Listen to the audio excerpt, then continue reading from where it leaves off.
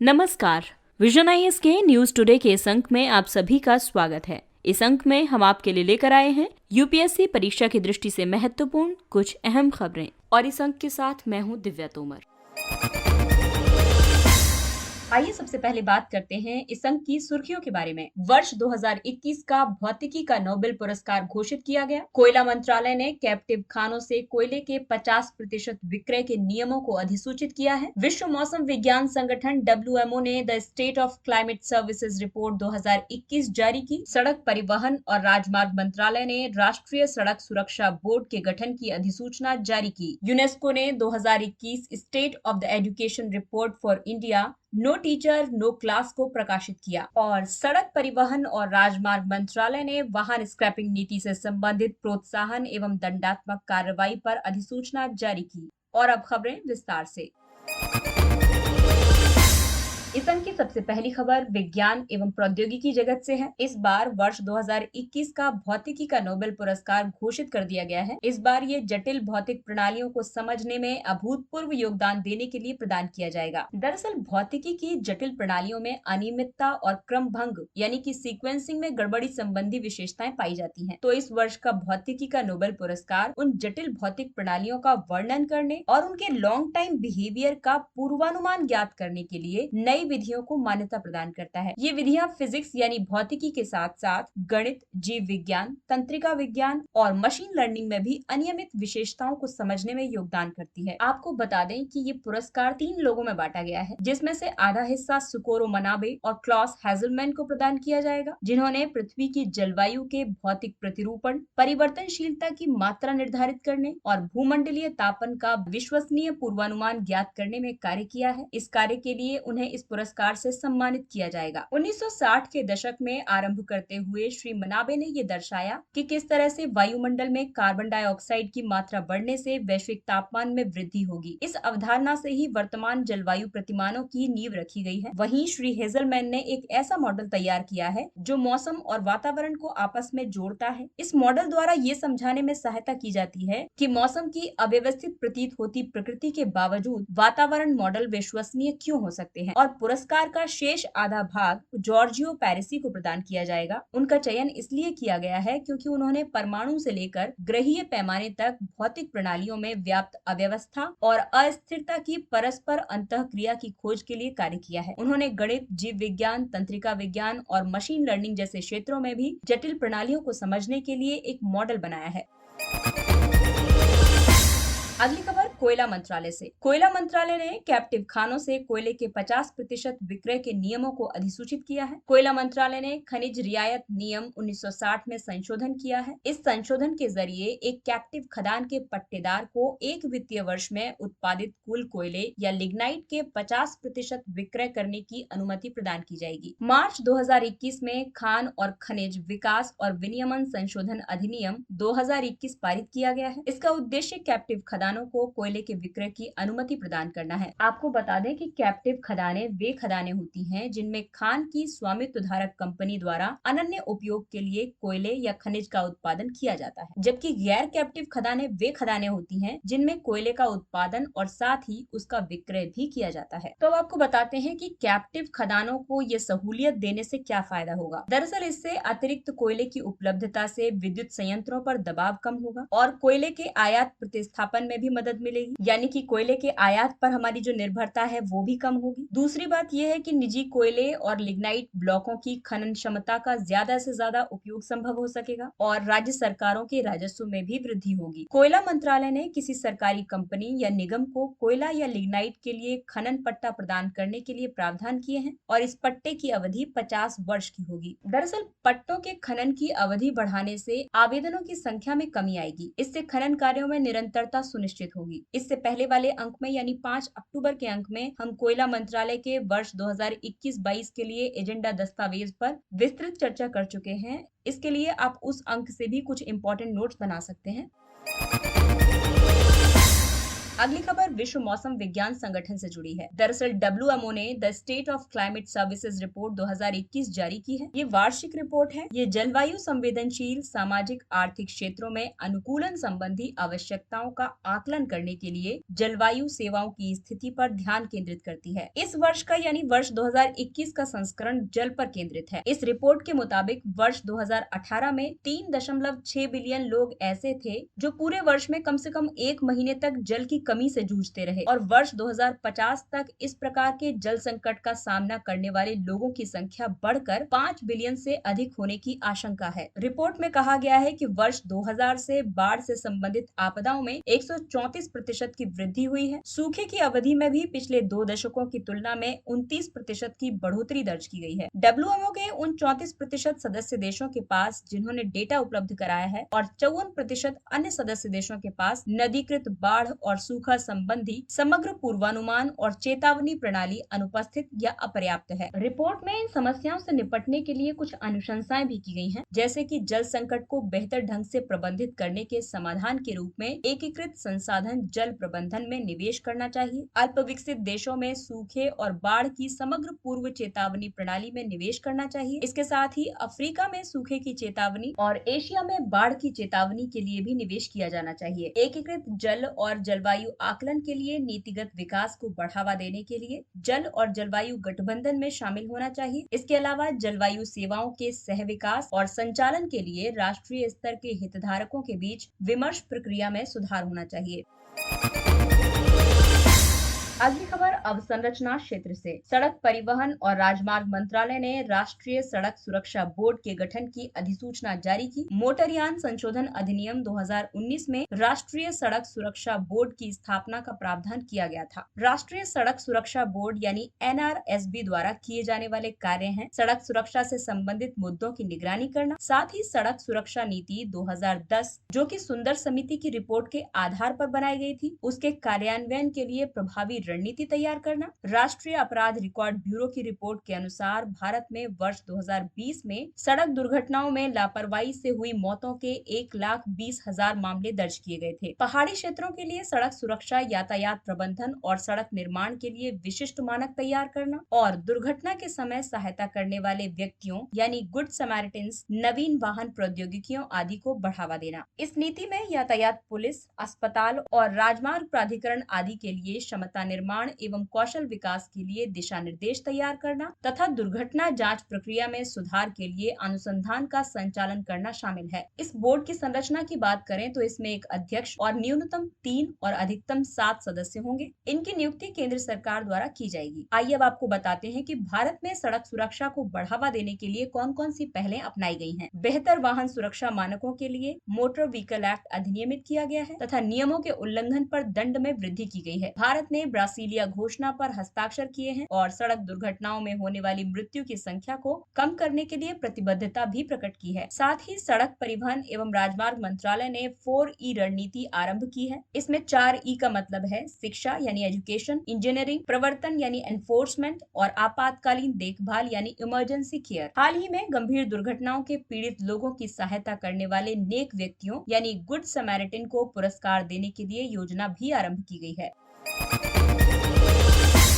अगली खबर शिक्षा क्षेत्र से। यूनेस्को ने 2021 state of the education report for India no teacher no class को प्रकाशित किया है। इस रिपोर्ट का तीसरा संस्करण शिक्षक, शिक्षण और शिक्षक की शिक्षा के विषय पर केंद्रित है। इस रिपोर्ट के मुख्य निष्कर्षों की बात करें तो इसमें शिक्षकों की स्थिति के बारे में कहा गया है कि 9.7 मिलियन शिक्षकों में से लगभग 50% सरकारी क्षेत्र में कार्यरत हैं और इनमें से लगभग 50% महिलाएं हैं। वहीं एकल शिक्षक विद्यालय के विषय में रिपोर्ट में कहा गया है कि राष्ट्रीय स्तर पर 7% स्कूल एकल शिक्षक विद्यालय हैं। कुछ राज्यों में 16% एकल शिक्षक विद्यालय हैं, जिसमें कि गोवा और तेलंगाना शामिल हैं और लगभग सभी एकल शिक्षक विद्यालय ग्रामीण क्षेत्रों में स्थित हैं। वहीं प्रतिधारण दर के बारे में रिपोर्ट का कहना है कि प्रारंभिक विद्यालयों के लिए सकल नामांकन अनुपात वर्ष 2019-20 में 102.1 होते हुए भी वर्ष 2019-20 में प्रारंभिक शिक्षा के लिए समग्र प्रतिधारण दर 74.6% और माध्यमिक शिक्षा के लिए 59.6% ही रही। वहीं डिजिटल अवसंरचना की कमी के बारे में रिपोर्ट में कहा गया है कि संपूर्ण भारत में विद्यालयों में कंप्यूटिंग उपकरणों यानी डेस्कटॉप या लैपटॉप की कुल उपलब्धता 22% और विद्यालयों में इंटरनेट की पहुंच मात्र 19% है। संबंधित विकास में शिक्षा मंत्रालय ने स्कूल संरक्षा और सुरक्षा पर दिशा निर्देश जारी किए हैं। इन दिशा निर्देशों को उच्चतम न्यायालय के आदेश के बाद एक विशेषज्ञ समिति द्वारा तैयार किया गया है। इन दिशा निर्देशों में लापरवाही की विभिन्न श्रेणियों की पहचान की गई है, जिनके लिए विद्यालय प्रशासन को जवाबदेह ठहराया जाएगा। भारत में शिक्षण पेशे के समक्ष आने वाली चुनौतियों का समाधान करने के लिए भी अनुशंसाएं की गई हैं। इसमें कहा गया है कि सरकारी और निजी दोनों प्रकार के स्कूलों में शिक्षकों की नियोजन संबंधी शर्तों में सुधार करना चाहिए। पूर्वोत्तर राज्यों, ग्रामीण क्षेत्रों और आकांक्षी जिलों में शिक्षकों की संख्या को बढ़ाना और उनके कार्य करने की स्थितियों में सुधार करना चाहिए। शिक्षकों को अग्रिम पंक्ति के कार्यकर्ता के रूप में चिन्हित करना चाहिए। शारीरिक शिक्षा, संगीत, कला, व्यावसायिक शिक्षा, बाल्यावस्था के आरंभिक वर्षों से संबंधित और विशेष शिक्षा शिक्षकों की संख्या में वृद्धि करने की जरूरत है।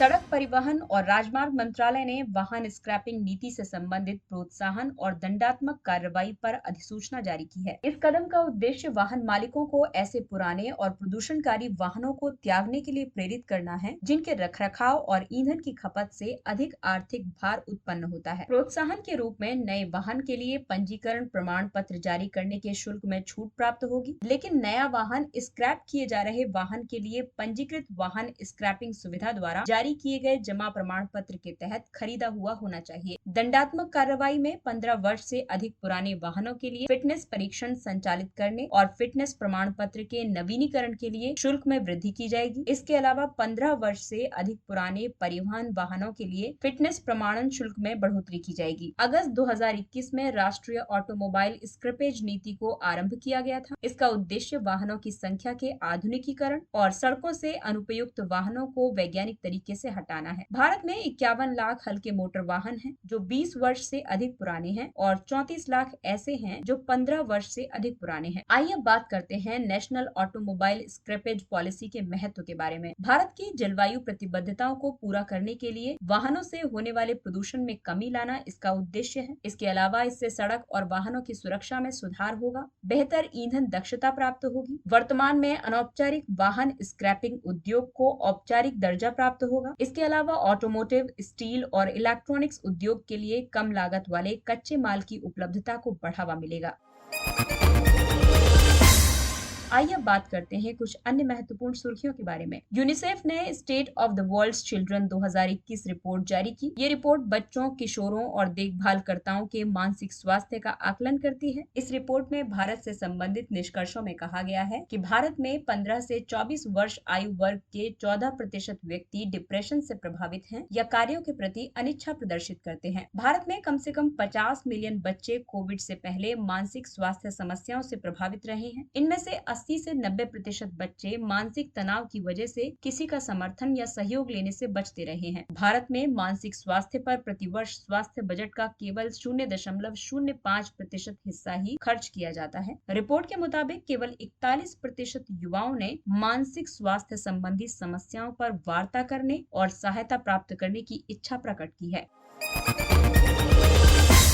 विश्व की प्रवाल भित्तियों की स्थिति रिपोर्ट 2020 जारी की गई। ये report global coral reef monitoring network GCRMN द्वारा तैयार की गई है। GCRMN international coral reef initiative का एक परिचालन नेटवर्क है। इस रिपोर्ट में कहा गया है कि वर्ष 2009 से 2018 के बीच समुद्री सतही तापमान में हुई सतत वृद्धि की वजह से विश्व की 14% प्रवाल भित्तियों का ह्रास हुआ है। बड़े पैमाने पर होने वाली प्रवाल विरंजन की घटनाएं विश्व की प्रवाल भित्तियों के समक्ष सबसे बड़ा खतरा है। इस रिपोर्ट में ये भी कहा गया है कि वर्ष 2010 से लगभग सभी क्षेत्रों के औसत प्रवाल आवरण में गिरावट देखी गई है। ये गिरावट अधिकतर समुद्री सतही तापमान विसंगति या सतत उच्च समुद्री सतही तापमान विसंगति में होने वाली तीव्र वृद्धि से संबंधित है। व्यापक हस्तशिल्प क्लस्टर विकास योजना। वस्त्र मंत्रालय ने व्यापक हस्तशिल्प क्लस्टर विकास योजना CHCDS को जारी रखने की स्वीकृति प्रदान की है। CHCDS का उद्देश्य एक ऐसा विश्व स्तरीय बुनियादी ढांचा तैयार करना है जो उत्पादन और निर्यात को बढ़ावा देने के क्रम में स्थानीय कारीगरों और सूक्ष्म, लघु एवं मध्यम उद्यमों की व्यावसायिक आवश्यकताओं को पूरा करता हो। इसके तहत कारीगरों और उद्यमियों को सहायता प्रदान करने के लिए क्लस्टर स्थापित किए गए हैं और मानव संसाधन विकास, इनपुट, मार्केट लिंकेज और उत्पादन संबंधी विविधीकरण के साथ संबंधित विश्व स्तरीय इकाइयों को स्थापित किया जाएगा। अगला है औद्योगिक पार्क रेटिंग प्रणाली। आंतरिक व्यापार विभाग DPIIT द्वारा IPRS रिपोर्ट के दूसरे संस्करण को जारी किया गया है। IPRS यानी इंडस्ट्रियल पार्क रेटिंग सिस्टम। इसका उद्देश्य बुनियादी ढांचे की प्रतिस्पर्धात्मकता को बढ़ावा देना और नीतिगत विकास का समर्थन करना है, ताकि देश भर में औद्योगिकरण को सक्षम किया जा सके। ये नीति निर्माताओं, निवेशकों और वित्तीय संस्थानों को सूचित निर्णय लेने में सहयोग प्रदान करते हुए व्यवसाय करने की सुगमता को प्रोत्साहित करेगी। IPRS प्रणाली आंतरिक बुनियादी ढांचे के 4 स्तंभों के तहत औद्योगिक पार्कों को रेटिंग प्रदान करती है, जिसमें शामिल है बाह्य बुनियादी ढांचा, कनेक्टिविटी, व्यापार सहायता सेवाएं और पर्यावरण तथा सुरक्षा प्रबंधन। भूजल प्रबंधन के लिए हेली जनित सर्वेक्षण। इसे हाल ही में विज्ञान और प्रौद्योगिकी मंत्रालय द्वारा आरंभ किया गया है। ये तकनीक भूमि के नीचे 500 मीटर की गहराई तक भू उपसतह की उच्च रिजोल्यूशन वाली 3D छवि प्रदान करती है। इसे वैज्ञानिक और औद्योगिक अनुसंधान परिषद CSIR द्वारा उत्तर पश्चिमी राजस्थान, गुजरात, हरियाणा और पंजाब के शुष्क क्षेत्रों में भूजल स्रोतों के मानचित्रण के लिए उपयोग किया जा रहा है। इस तरह ये पेयजल उद्देश्यों के लिए भूजल के औचित्यपूर्ण उपयोग में सहायता करेगा। इस सर्वेक्षण को 2 चरणों में संचालित किया जाएगा। इस संचालन को राष्ट्रीय जलभृत मानचित्र परियोजना के एक भाग के रूप में जल शक्ति मंत्रालय के सहयोग से संपादित किया जाएगा। ग्वारगम और काइटोसैन के उपयोग द्वारा नए जैव विखंडनीय बहुलक निर्मित किए गए। भारतीय वैज्ञानिकों की एक टीम ने ग्वारगम और काइटोसैन का उपयोग करके पर्यावरण के अनुकूल, अविषाक्त और जैव विखंडनीय बहुलक यानी बायोडिग्रेडेबल पॉलीमर विकसित किया गया है। ग्वारगम और काइटोसैन दोनों पॉलीसैकेराइड हैं। इसे ग्वार की फली और केकड़े एवं झींगे के बाह्य कवच से निष्कर्षित किया गया है। कम यांत्रिक गुणवत्ता, उच्च जल घुलनशीलता आदि जैसी कुछ कमियों की वजह से पॉलीसैकेराइड को पैकेजिंग सामग्री के रूप में प्रयोग करने को प्राथमिकता नहीं दी जाती है। शोधकर्ताओं ने अब एक पतली फिल्म जो कि ग्वारगम काइटोसैन की मदद से बनाई गई है, जो कि एक क्रॉस लिंक्ड पॉलीसैकेराइड है। ये उच्च जल स्थिरता, उच्च यांत्रिक शक्ति और प्रतिकूल पर्यावरणीय परिस्थितियों के प्रति उत्कृष्ट प्रतिरोधक क्षमता से युक्त है। इस फिल्म का भविष्य में पैकेजिंग अनुप्रयोगों में उपयोग किया जा सकता है।